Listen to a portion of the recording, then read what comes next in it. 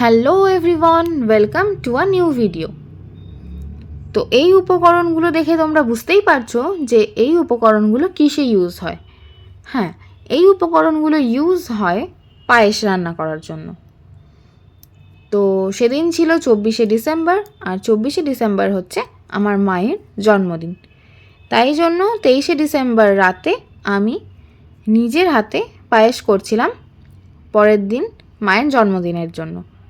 পরের দিন সকালে জোর তোর একদম আয়োজন শুরু হয়ে গেছে। সকালে হচ্ছে লুচি আর আলু ফুলকপির চচ্চড়ি।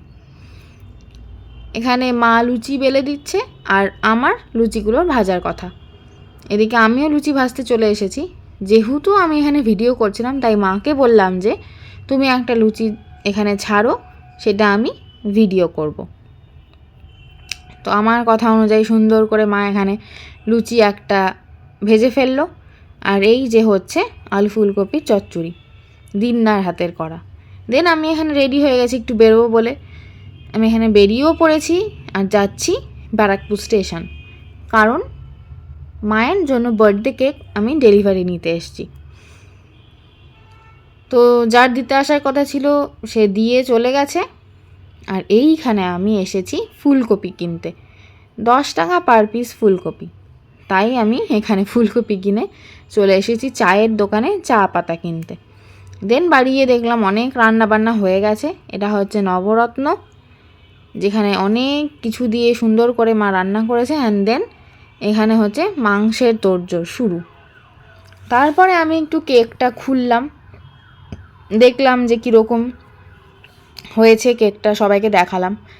দেন এখানে মায়ের মাংস রান্না কমপ্লিট।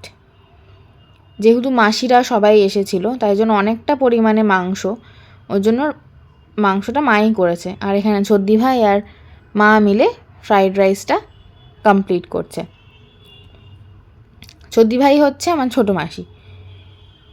খানিকক্ষণ পরে এসে এখানে ফ্রাইড রাইস কমপ্লিট করছে। আর এই যে দাদু বাজারে গেছিলো, তাই যা শাক পাতা পেয়েছে এনে এখানে বাছতে বসেছে।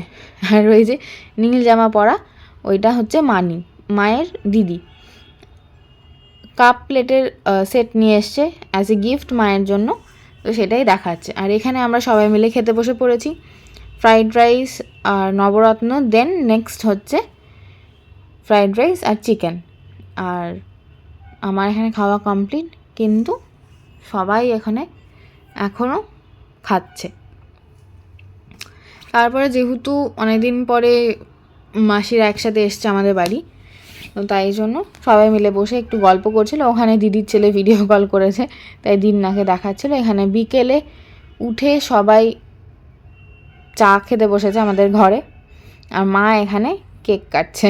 কাউকে না ডেকেই মা কেক কাটতে বসে পড়েছে। আসলে ওই সবাই এসে হাত তাড়িয়ে দেবে কেক কাটার সময়, ওইটা মা ঠিক পছন্দ করে না। অন্যের ক্ষেত্রে পছন্দ করে, কিন্তু আমার মা নিজের ক্ষেত্রে এগুলো পছন্দ করে না।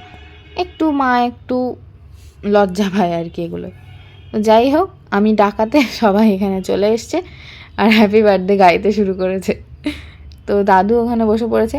আর এই যে এই কেকটা আমি এনেছিলাম অর্ডার দিয়ে। সবারই কেক খাওয়া ডান, চা খাওয়া কমপ্লিট। দেন মাসি আমাকে বললো চল একটু ট্রেন্ডসে যাই, ট্রেন্ডসে ঘুরে কিছু অফার চলছিল কিনা দেখে বাড়ি